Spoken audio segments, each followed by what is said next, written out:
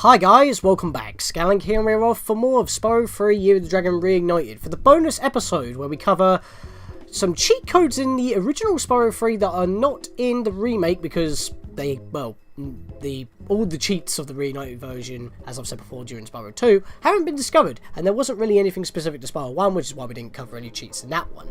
But yeah, we're going to be covering a bunch of that stuff in this episode, as well as it's actually kind of a bit of an experimental one really, because we're going to be trying out a few things as well, which we make mention of the Yeti boxing, which I have my brother, Master Aaron here. Hello! To try out some of the boxing. So first of all, right before we hop into anything, we need to talk about the problem of achievements. We don't need to go out of the way to get any of the achievements because we kind of got them along the way throughout the entire game. It didn't happen during Spyro 1 or 2, mainly because, which obviously are Reignited exclusive, because, well, if we just go back up here, for example, some of them were, like, you had to go out your way for, as we've already had before. So, what was some of the example one? Don't touch lava in Skillo's Badlands. I kept touching the lava, so I had to go back for that one. That's an example. But Spyro 1 had way more, like, missions that pretty much forced you to play a level in a completely different way. It was one of the Nasties level. I'm in the money. I remember one. It's where you had to destroy the gears in Twilight Harbour and complete the level without touching, killing any rats and any fodder. Yeah, touching any fodder. So yeah, those were the two that we had to go out of the way for. And well, Spyro 1 did not have skill points, but the Reignited version added skill points in. But of course, this was 100%, so we got all the skill points. But we'll take a look at the art gallery in a bit, because I'm trying to keep them all in the same order as the other two bonus episodes that I've done for consistency's sake.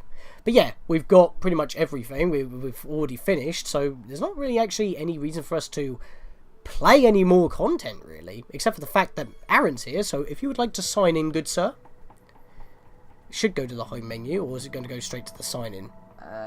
Press the button. I'll go to the home menu. Oh, no. Oh, there we are. Okay, fair enough. So log yourself in. And this is the perfect segue. This is the PS4 home menu theme that is pre-order exclusive.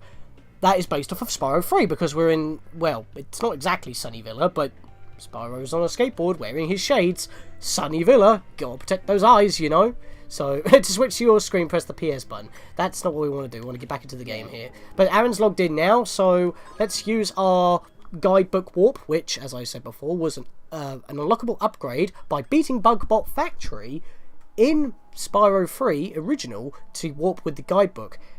But in the Reignited version, it was available for all 3 games. But we want to warp back to, what was the level called? It was Frozen Altars. Yes. But Altars? Altars. Yeah. It's just how it's spelled. My mouth. My mouth. Your mouth. But yeah, Box the Yeti. Had a little bit of a snafu when I was going through. I wanted to actually try the 2-player mode. I know that there was a 2-player mode in the original. But, from what sources say online, it's not a thing in the remake. But, has anyone tried that? I've never tried it, so we're going to try it. So, meet you guys at that area. That damn Yeti took my ball. I told him to give it back or you'd kick his lousy butt, but he wouldn't listen. Okay, so this is round 1. We'll try some things out, but I'm pretty sure even in the original it had to be round 2. And I'm pretty sure in the original you could go back in to do it again, but that might be misremembering. Like I did in the episode where we covered this level. I knew you'd do it. Go and show him not to mess with us. I'm just going to skip that. Yeah. So, yeah, you're going to see this firsthand yourself. There's, like, only 3 buttons, but if I press a button, it then it goes back a line. And then it goes forward again. How do you mess up a text box? It's not even a typo, it's just not going through properly. You should just be able to press buttons and it happens and you take over the AI. Are you? No. Nope, he's coming straight for me. Ouchies. Okay, so I guess what we're going to do then is that I'm just going to, get to the second round and we'll meet you guys in a bit once I punch this guy's lights out. Okay, so that's round 1 done. So now we're on to round 2 where we have the 3 matches. You already have this egg. Ally. You should go back and kick his butt again. Make him give me my ball back. Yeah, I guess I didn't mention that you can skip the egg hatching animations, but there are, like I said, there are supposed to be more animations in the original. In the remake, not really, so because the egg that you get for completing this level, he used to be in a sheep suit. Oh, it was this? I Yeah. thought it was in I thought it was the one in the on the ledge next to Zoe in opposite the Speedway in Midday Gardens. No, it was in this level. I think that's when I first brought it up, though. Yeah. Because I'm pretty sure maybe they juggled them around. I don't know. Anyway, we'll fight again, and this is the one that you should be able to do. If not, I mean, we're going to segue to the original anyway. No. Nope, it's not a thing in this version. Why though? I have no idea. It's a very weird. I guess it's because that people did that to abuse, but like to get the skill point easier. But because it's not as telegraphed in this version. It's definitely a lot better in this version because it's a lot more telegraphed. Alright, I don't know why I'm still doing this. I should just yeet on out of here. So, actually, I'm just gonna quit. Yeah. Okay, so what we're gonna do is that we're gonna segue back to the original game. That dumb Yeti took my ball! I told him to give it back or you'd kick his lousy butt, but he wouldn't listen! Well, at least we get to hear the original voice acting this time. Yep, we're back on the PS1 version of Spyro 3. In fact, this file was actually provided by Me. Yeah. It's your file. But mainly because that you're actually further in the original than I was, because I conveniently had files that weren't complete to get the scenes that I needed for the Let's Play a lot easier. Because, like, some of them I couldn't actually have Zoe say stuff for Sparx if the Sparx level was already complete. Yeah. So that was kind of perfect, actually. So we both had files to provide. Right, So let's just skip all this. At least that all shows up at once. So player 2 is in, so I should be... Yep. That's Aaron. That's Aaron. Yep. Oh, hello Sparx, what are you doing? It's because I was standing around. So yeah, look, that's Aaron controlling the Yeti right there. And I'm controlling the Bentley. So you don't even need to be on round 2. You can just do it whenever. But as you can see, it's not very telegraphed. Oh yeah, I forget you can move on a 3D axis. Yeah. I didn't try doing that. And you can see that we're outside, not in a cave. Actually, well, yeah. I mean, technically it does still... It looks more outside than in a cave, although that is really basic geometry out there. Kicking your ass. Yeah, I know, I'm not trying to... Hey. I'll just give you the jam. Alright, stab. Let's go. Yeah, boosh. Well, you've already lost. I'm done. Well, you would have lost anyway. Oh, look at those fancy moves! We didn't see that. You would have lost anyway because the timer was about to go. True. Oh, that was new dialogue. Oh well. We'll go, give it one more go. What? What? You moved! You moved before the cutscene ended! You still got the first hit with the second and third hit. I'm just gonna keep jabbing. Nope. What are you doing?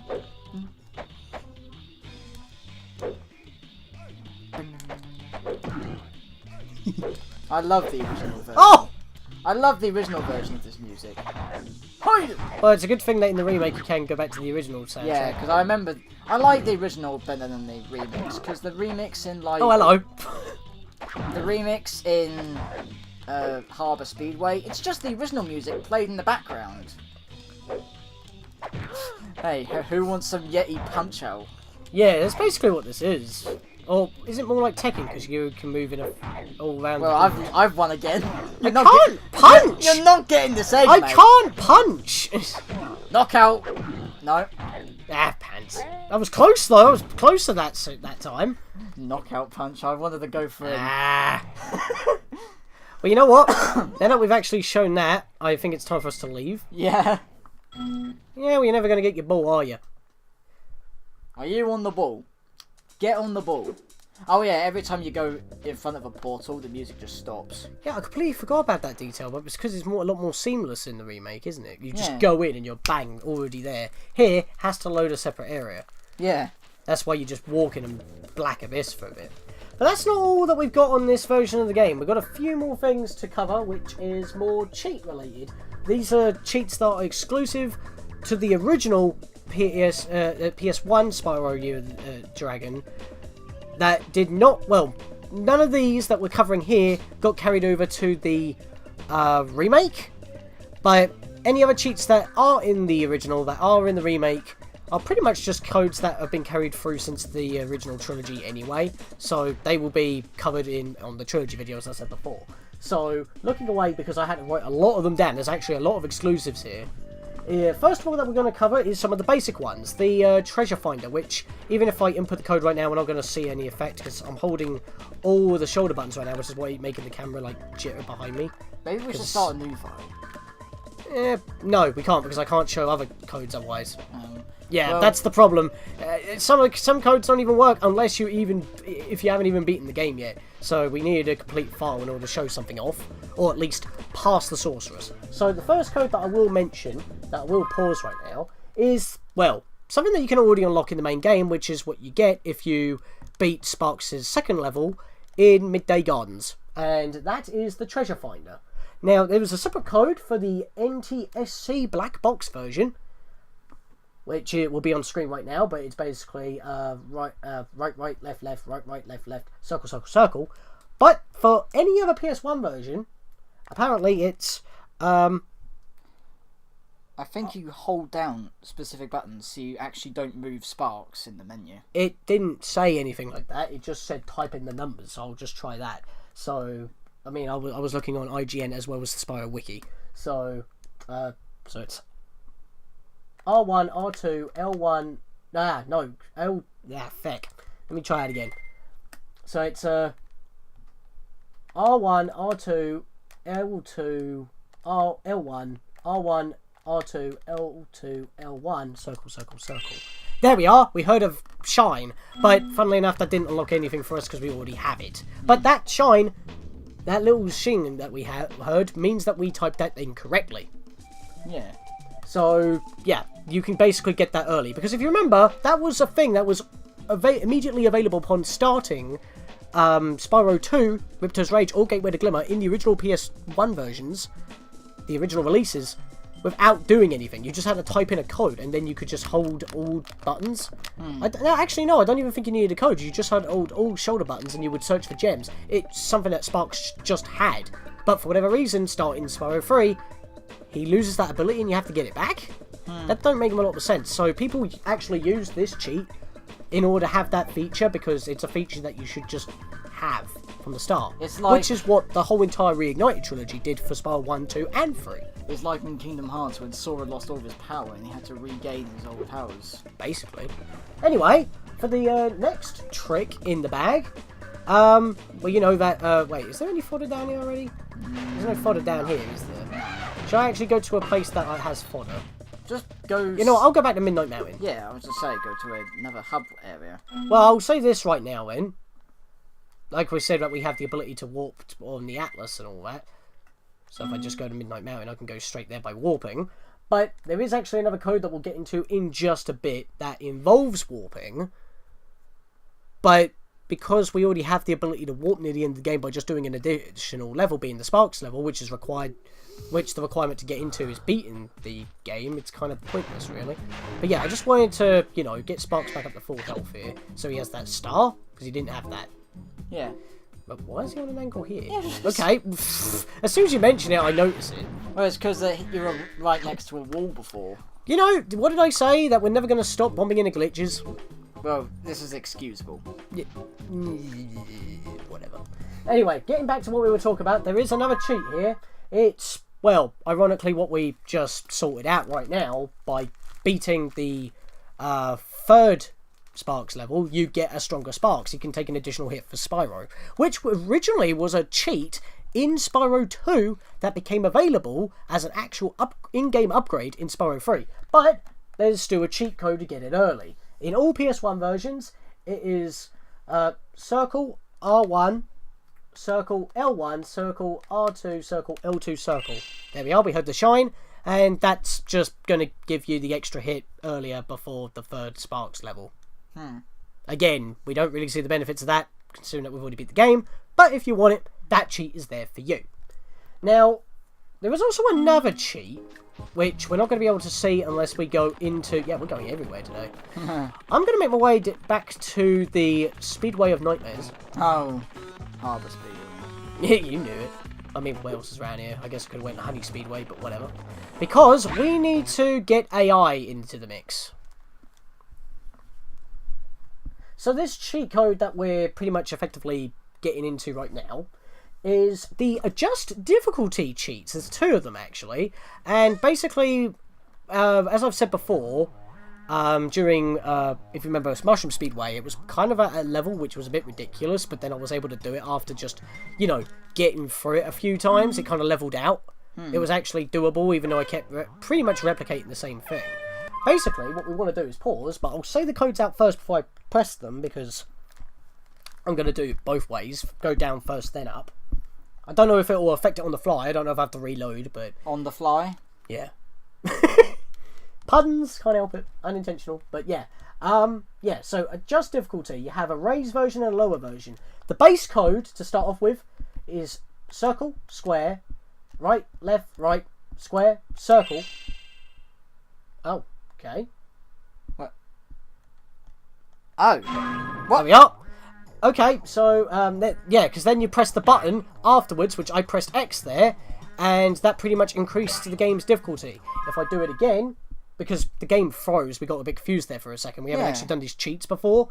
Apparently, the game froze to await our next input to decide how we raise or lower our difficulty. Oh, okay, and once I pressed X, it raised the difficulty. So now, if I do it again, circle, square, right, left, right, square, circle, makes a shine. Then we press square. You hear that? Wow. And then we go in. That should have lowered the difficulty, which they seem to have gone a bit slower since we started. Just a tad. I don't know if that is truly noticeable, but that does mean that those codes were working. It just looks a little bit odd. Dang it. Yep. I also noticed that the position number was in Comic Sans. Oh, great. Yep. Why do you have to do that for me? Alright, so we're going to leave and talk about the next one, because you know that we just warped with the guidebook, and I just mentioned that effectively?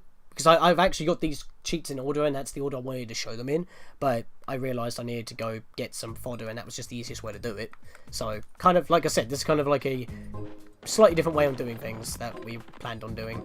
But yeah, we've basically got the level warp codes. Now, I'm not going to, like, actually have them all, like, the entire guidebook on screen in terms of the cheat codes required to warp to every level, because these codes pretty much don't give you a menu. It's not the Atlas or the guidebook, because it's the guidebook in the remake, the Atlas in this version. But they're only usable after you beat the Sorceress. So, yeah, the codes to all the levels will be in a link in the description below. It'll probably take you to IGN or the Spyro wiki. But it seems kind of pointless because, you know, if you beat the Sparx level that becomes available after you beat the Sorceress, you're pretty much, you know, able to warp with the guidebook anyway to any level you've been to.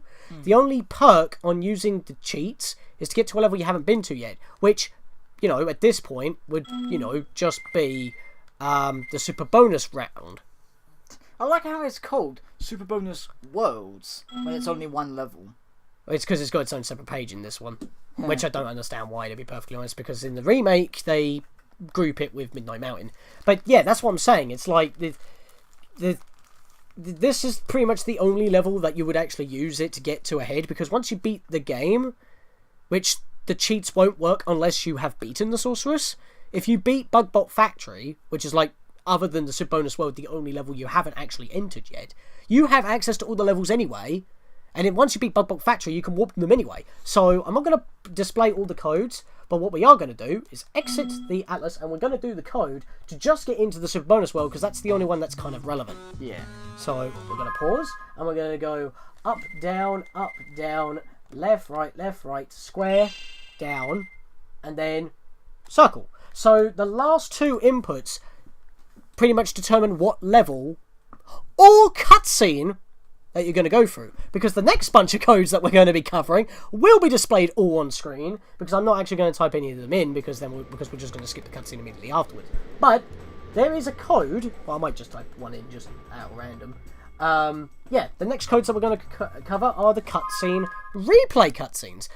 Have you noticed that there is no way to view any of the cutscenes after watching them in Spyro 3? Yeah. In Spyro 1, you can do that because all the cutscenes are talking with the dragons, right? Yeah. You can do that by just going to any dragon pedestal and just clicking replay. Yeah, exactly.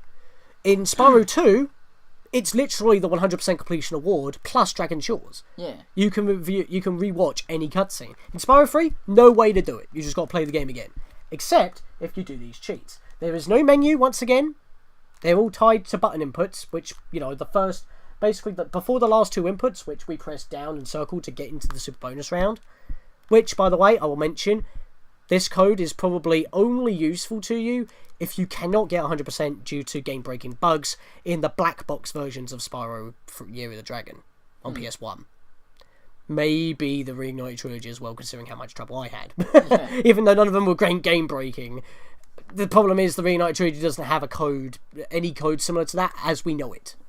Anyway, I know it's mostly in the menus, but this is where most of the magic happens. Yeah. So, yeah, cutscene replay. It's the same buttons as before. It's the only way to rewatch cutscenes. We go up, down, left, right, square.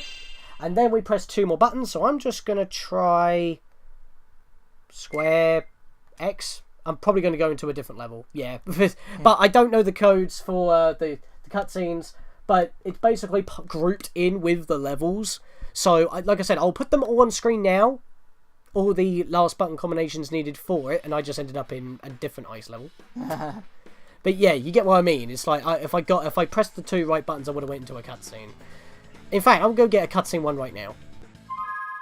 Okay, so I've got the codes up actually, and I just realised that the cutscene Spike is Born, like quite often actually, most PS1 versions of Spyro 3 Year of the Dragon skips that cutscene. It just doesn't play it and you go straight into the boss fight. The Spike boss fight. Yeah. So you know what? We'll do that code, because even though it may not play during normal gameplay, using the code pretty much always accesses it unless it's the black box version, then it just crashes the game for some reason. Apparently, that's what I'm reading.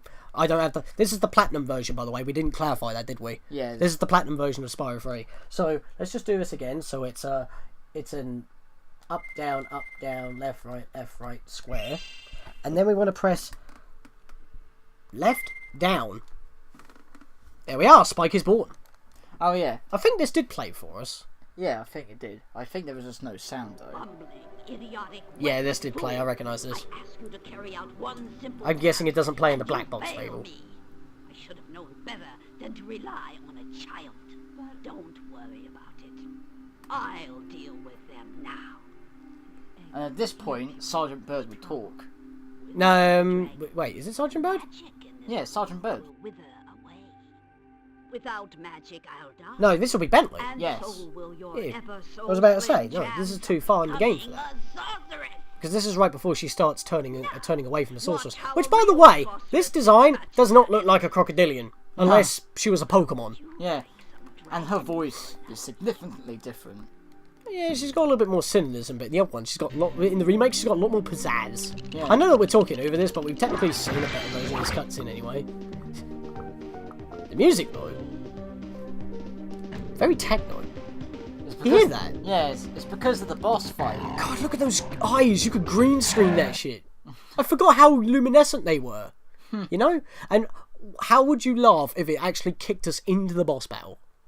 It probably will, because it's technically a warp. It is a warp code. Yeah. We've never done these before. Like I said, most of these are experimental. Nope, it just warps you back to the level you were in. Didn't realise that. Okay, we need to get back to Midnight Mountain, because we kind of cocked that up a bit. Yeah. Okay, back in the magnificent home of the Midnight Mountains and the nice purple magenta liquid. Look at that shit. It's awesome. It's like radioactively glowing with radiance. Don't know why I'm putting this off, because we've got one more code, and it's more of a beta code than anything else due to how it's kind of implemented it into being used. So what we want to do is, you know it. Pause. Yep. Like I said, most of the magic happens here, and put simply, works on all versions. It's a very simple code as well. I'm surprised that we never got this accidentally by just pressing buttons. Square, square, circle, circle, square, square, circle, circle. And then you have the sound test. Well, it says sound test. It's more like voice testing. Yeah. It allows you to access pretty much all of the voice acting lines in the game, including ones that were not used or are used as like error handlers in case if you somehow trigger certain things in order. Like, for example, you know that I mentioned before where you could pirate the game. Well, no, not that. It's like, you know, you could probably go straight to the sorceress without freeing Agent 9. Yeah. And then, when you're done, obviously Agent 9's free because Moneybags is gone because he's waiting for you to, well, run off with an egg. Yeah. Agent 9 will be free, but he doesn't say anything. He doesn't have a line, but, which is weird. This is the weirdest thing. The other characters have lines for when they're not brought out from Moneybags, but they are now free because you beat the sorceress earlier somehow, which shouldn't be possible because you have to go into that level in order to go to the next world. So if you use like the level warp code, that would be the only way to do it. Beat the sorceress, then go back, and they'll actually have lines saying, "Oh, come visit me in my hub worlds," and then they'll walk through the portal. But that can't happen, and the one character that it can happen with doesn't have lines. How do you do that? But I don't actually know what the numbers are because it's not fully documented, so that's a problem. So you go up and down to go to type and message. You scroll through pretty much like that. Sparx Left and right can help do you. nothing. You can literally just go up and down. Sparx? And as you can see, like if I'm quiet here, Drat. Double drat. Drat, drat, drat, drat, drat, drat, drat, drat, drat. Oh, I never knew dragons were so fast. That's it, I give up. I'm retiring to Spooky Swamp to become a haiku poet. and then it just loops. Basically, the way that the PlayStation handles these voice clips is that it's actually playing a new music track, so it overwrites the music. So if I do the code again, it exit the menu, and like just continue, or if I press circle, perhaps the single voice clip we've highlighted will just keep on going. Does it actually do it outside the pause menu as well? That's what I said. Yeah. If I get out of the menu, it will continue because it's the music track that the game's loaded.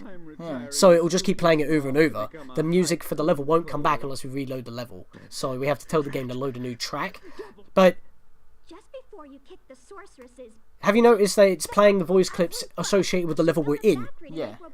If I keep on going upwards, Spyro, I know you don't trust me, but I want to help you see? stop the And sorceress. basically when it says type There's a way to 10 or open it. type 3 or something, it's probably thinking of the characters that are in the area right now. This portal has been sealed with Yeah, the because strongest 12 is magic Zoe, I've ever seen. 10 is Bianca, 3 is That's it, Sparx. You found all the Zoe lost again. eggs. You know, 2 is Moneybags, and 0 is You don't want to free him? Moneybags when he's got Agent 9 captured. But because Agent 9 isn't like in this state of the level anymore because we freed him, then he's not available. So there's not actually any way I can stop and pause this. So that's a problem. Oh god, I gotta do the code again to get out. Get out of it! And there's the music. Moneybags is still talking to us. So yeah, there's actually not anything else to do really. It's just that, I mean, like if I went into an area and like Agent 9 was actually loaded or something, or if I went into, if I was in like Sunshine, if I was in Sunrise Spring at the start of the game, I could access all of Sheila's voice clips and we'd probably be able to find the one where she says, "Come visit me in my homeworld," if we beat the sorceress before freeing her from Moneybags.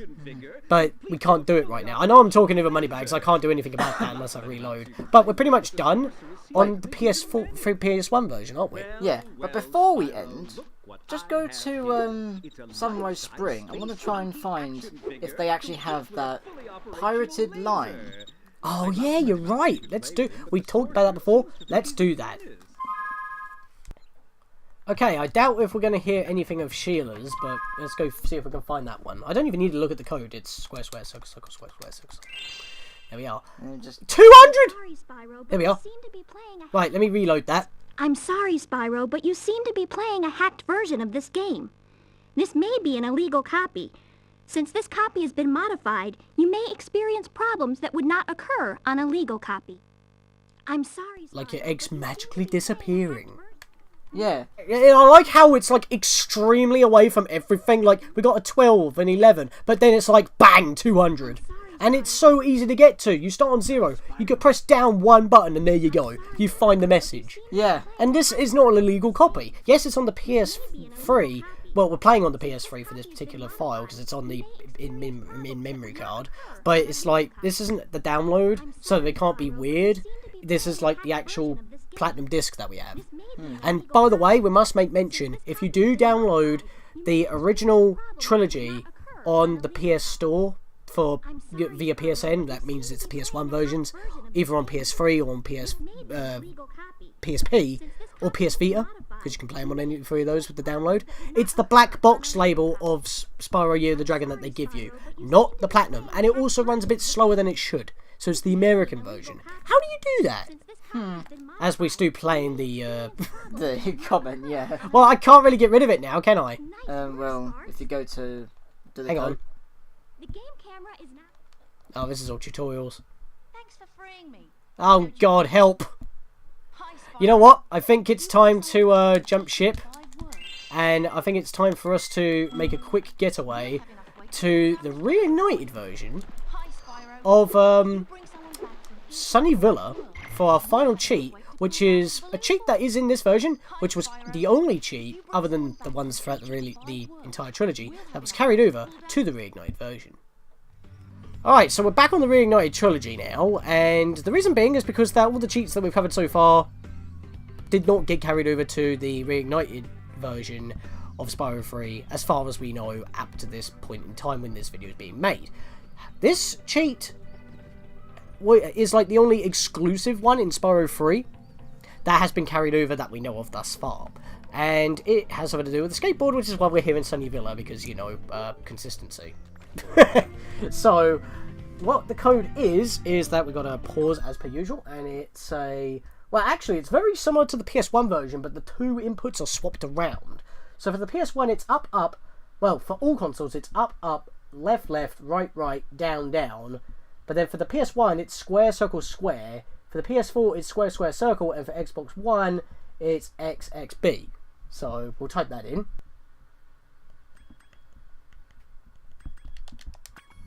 And that should... Yep, I made it a squid. It's funny because the last input button is the exit button for... Oh, wow, and it actually splats us ink as well. I never actually used the cheat in the original game, but this, like I said, this is like one of them that actually carried over. So, all it really does is just turn your skateboard into a squid. It's like Splatoon up in this shit. we're riding an inkling. Yeah. Insomniac, like, did the squid thing before Nintendo did. Yeah. It's like 20 years earlier. It's kind of funny that. Or not 18 years, because it was on the Switch first. I cannot land. You keep killing them. It's not my fault. I'm terrible at tricks in this version of the game. What? That works. How? Yep, that's momentum for you. That's pretty much all that we have to show off here. It was just literally the one code. But as I said, it's a little bit weird that the final button is actually the backup button, but it still works. We don't actually get like a little noise for when we do it because of that, but it works, so I don't know what else to say about that. But funnily enough, that's literally the only cheat that I can show off of Spyro 3 on the Reignited version that's not applicable to the entire trilogy in both the original releases and the trilogy itself, which will be in the next bonus episode, because that will cover the whole trilogy in general. So, I mean, the original game we won't be showing anything off, because all those cheats that we can cover on the Reignited trilogy carried over, but they are applicable and consistent throughout all three games of the Reignited trilogy, so might as well just do it that way. Plus, there's extra stuff to show that is really exclusive to the Reignited trilogy if you're on the PS4 version, but we'll get to that. For now, though, there's only one thing left to do, and that is to view the guidebook skill point gallery. As a mouthful. Parts 1 and 2 have been unlocked because we've done it all, and of course we first have the box art, well, the American box art, with all the redesigns of the redesigned version of Spyro Year the Dragon. Of course, as I've showed already, which I'm going to overlay now, is the American version, or well, the European version, excuse me, or the UK version. It's the same thing, really. The PAL version. European, UK, United Kingdom. Of course, once again, I'm not talking about the Japanese version, because there actually was not a Japanese release of Spyro 3, because the first two games didn't do very well because they cocked it up. Yeah, because like your charging speed is the same as your running speed, and the running speed, the charging speed is the same as the walking speed in our version. So it was like super slow. How are you supposed to make jumps? I guess it went up in flames then. Basically. I mean, the first two weren't well received in Japan, so there you go. Anyway, I accidentally went to the next page for a second there. We've got the redesigned artworks of Sheila and Agent 9. A bit of a weird mix there, but look how crazy he looks there. In fact, he's got a scar at the side of his head. Aaron was coughing. Sorry. Yeah, it's fine. But yeah, he's got a scar on the side of his head if you look there. I don't remember seeing that during the in-game cutscenes. Maybe that was removed? It's even got a skull on his tail as well. Oh, yeah, well, it's bandaged. Maybe that was because he thought his tail got... There's a bandage that... scar as well. I don't see a scar. Oh, that bit. No, oh, that. I can barely see that.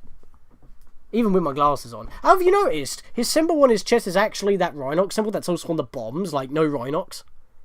He's basically built to be anti-Rhinox. Okay, sorry for the awkward cut once again. The thing is, we're also post-commentating over this, because we just re-recorded all this up to this point, but lo and behold, the microphone wasn't plugged in properly, so we're going to have to post-commentate a re-recording. So this has just been a complete, utter mess. But going back to what we were talking about, what I was saying about Agent 9, I was about to talk about the scar on his head. I mean, the reason why he's probably crazy is because he's been rewired by the professor. Yeah, like brain surgery. Yeah, and would you trust a mole with that nearsightedness, because he has to wear glasses and his eyes are closed anyway, to operate on your brain? But that always gives me like Deadpool vibes. Well, because he's been added operations or stuff. Yeah. Because that's how his origin story was in the movie, wasn't it? Yeah. Yeah. He just turned insane with regeneration. This is a bit awkward for us because we've pretty much said most of all this already. Problems. But yeah, what we're going to be talking about next was Sheila's design. The thing is that I don't have much to say about like the artwork because her model just looks better to me in my opinion. But she's got two backpack designs. I can't remember which one they used in game, but I think the scruffier design is what's on her back right there. Sergeant Bird looks so weird. We just talked about this and he still looks creepy to me. It's the amount of detail they put on him. It's that his feathers underneath his beak looks like what you see on dress shirts. Looks like he's been working with both Lancer and Bowser because he has bullet bills and a spade card. Koopa Trooper for a helmet. And there goes your phone. Yep. Nothing can go right today. And they also said that he would look even more stupid if he was boss-eyed. He looks dead inside. And Bentley looks perfectly fine. It's like there's not too much detail on him. He looks confident. It's fine, but I mean, there is a bit something inconsistent. What? He has 5 toes but 4 fingers. Oh yeah, because they've actually given him fingers with his feathers. That's weird. No, not Sergeant Bird, but Bentley. Oh, Bentley. Yeah. Oh yeah. No wait, no. He should have 3 fingers. I think. I think that's normal. We didn't notice this last time. Yeah, I noticed that Bentley's got 5 toes and 4 fingers. Hang on a second. What is that? How his model is in game as well? I think it is. I don't know. I like how we've completely changed the topic because we were focusing on Sergeant Bird before. Yeah, but because he looks dead inside. Yeah.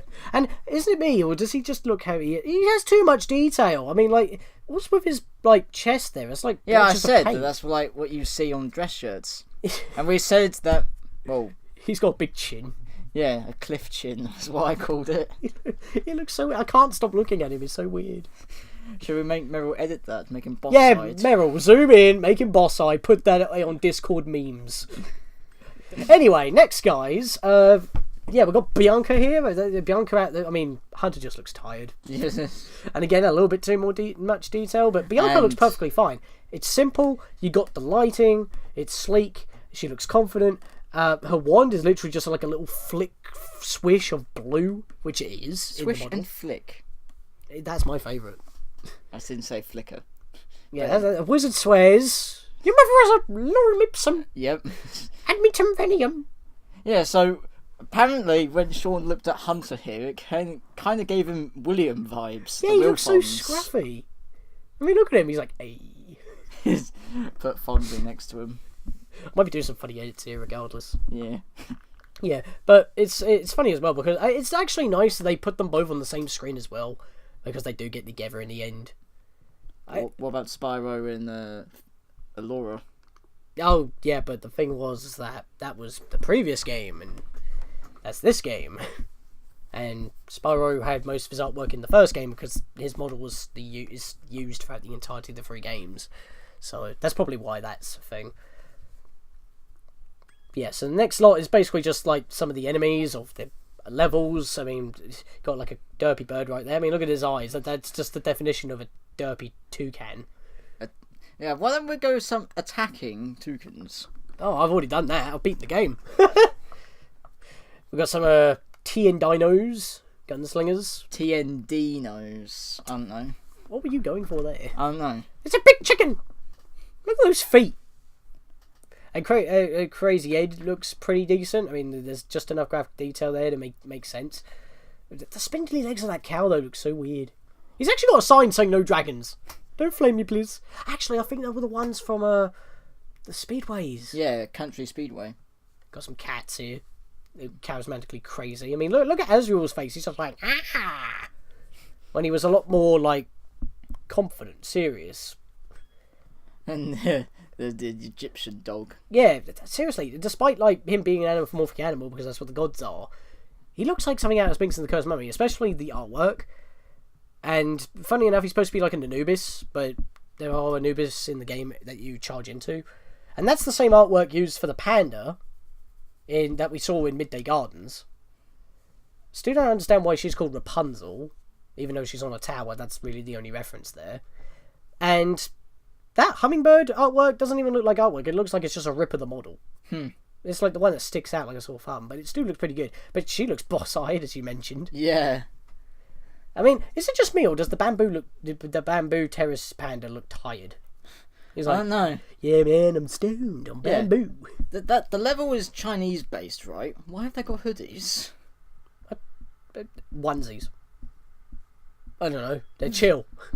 Okay, tell me, does that little weird thing with the tall nose and the butt teeth look like something out of Rayman? It looks like Murphy without the nose. It does. It's just not green with the wide grin. It's just there. I mean, that was Spooky Swamp, and that felt like that's the Rayman level. Yeah. I mean, the beavers. I had a bit of trouble here. I actually had to pause the game. I paused the game. We already paused. I had to go back and check like what level it was, just to refresh my memory. It was in the Midnight Mountain Worlds. I can't remember if it was Crystal Islands or Desert Ruins, but it was one of those two. And yeah, that enemy was the only one that kept respawning alongside those crystal bears, which were part of a skill point. Oh, wait, skill point, achievement? I keep mixing them up because Reignited. Achievement. Yeah. You would know. Here we go. Baby dragon designs. Yeah, as I said before, that Cap one reminded me of some of like the protagonist, the dino from Tiny Hand Adventures, which is like an indie game because it's like it gave me Spyro vibes, but it plays like Crash Bandicoot, which is kind of funny because Spyro and Crash. I just noticed that they use 3 different models and then just change each one. Yeah, because like the thin ones, they're in like a pattern. Yeah. And now, the thing about the Rhinoc design that they have in these artworks is that they just have it's like what you find online. You have a base, and then you just edit the base. And that's pretty much how they did it for the artwork. And I guess that's how you did it for the models as well. Not much to say about the caribou, really. The caribou? The caribou. Yeah, these were the designs from Cloud Spires, because, you know, it's in the clouds, got a Zeus lightning bolt. That's really the only reference I can think of there. And then we were just like looking through all the other Rhinocs. Yeah, they're basically just all themed, basically. Yeah, like I think those ones, those throwing ones, I think they were in Firework Factory. I know, they were from Frozen Altars, because they were next to the campfires. Now, this is what I was saying, that like you talk about your boss eyes. Yeah. I mean, they haven't got the purple Chinese dragon. Hang on a minute. I just saw that on Buzz, he looked like he had a lizard in his mouth. Oh, probably. These are all the Sparx' bosses. We're actually going a little bit too quick for our post-commentary here. Yeah. I mean, okay, I wanted to talk about this. I mean, Spike looks on point. Fair enough. Yep. Pun intended. Yep. But with Sleepyhead here, he's one of the more forgettable bosses because he's a boss in a level, and that was Spooky Swamp yet again. But his design, he gives me like Donkey Kong vibes in his pose, but he's also gives me a lot of Baloo vibes from Disney due to the scruffiness and the graphics that he's given to the design of him, like on his arm. And then I mentioned that he also gives me an Impa vibe due to like some alliterations being quite overweight. No offense. Yeah, but I but don't. Also like the the dress shirt that they wear as well. Yeah, I mean, I didn't get that, but as soon as Aaron made that reference, I noticed, oh wait, the hat and the rim of the hat, it looks like green, and it's got the yellow tassels on the rim of the hat that's on his head. Pretty much giving him a Link look.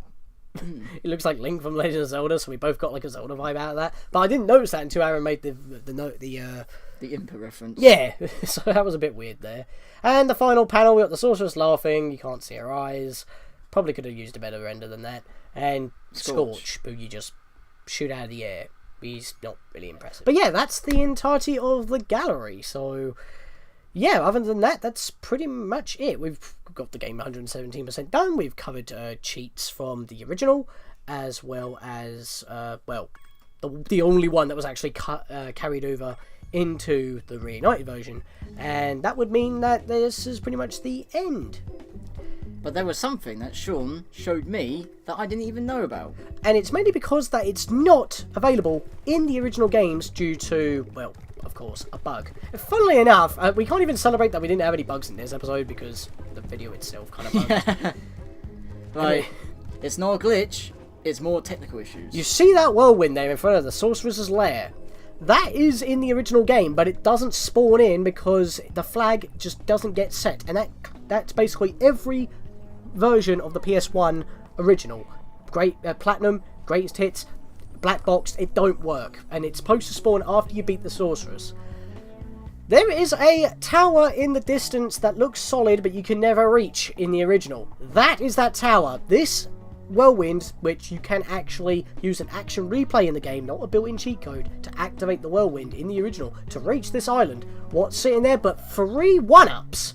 And, funnily enough, this is the only chance that we're going to see Sparx use his new ability that we got from Bugbot Factory to smash pots, because we did it pretty much after we already grabbed all the gems. And that's that. So, yeah, this is like the last island. Last bunch of 1-ups. That's pretty much all there is to cover. So, any final thoughts, Aaron? Well, I would say, I think, during the memory reduction, I feel like that's what caused all those bugs, because I never encountered those. Funny how that a patch breaks the game more. I can attest to that. But yes, so that is the end of Spyro 3 Year of the Dragon, as well as the Reignited as a whole, except for one bonus episode that we got coming up after this, which will be covering all the cheats that are in the main trilogy, the original trilogy, as well as the Reignited that were carried over. And it's because all the exclusive cheats we've already covered in both this video and the bonus episode of Spyro 2, Ripto's Rage, Reignited. So yeah, with that, there's not really much else to talk about. Well, I was going to say that when you enter the sorceress's lair, I like that's how the only portal that acts like Spyro 1, where you fly in. Yeah, and now it's time for us to fly out, because we'll be seeing you for the bonus video of the trilogy. We'll be seeing you for any other Spyro that we do, either Spyro 4 Enter the Dragonfly, if it gets a remake or not, depends, or if I want to and can get them, the GBA Spyro games. So our adventures are not done with the Purple Boy yet. But for now, we've only got one more bonus episode to do, and that's the entire Reignited trilogy as a whole, including all of the PS4 menu themes. With that, see you guys next time for whatever we do next on the channel. See you guys then, from both me and Master Aaron.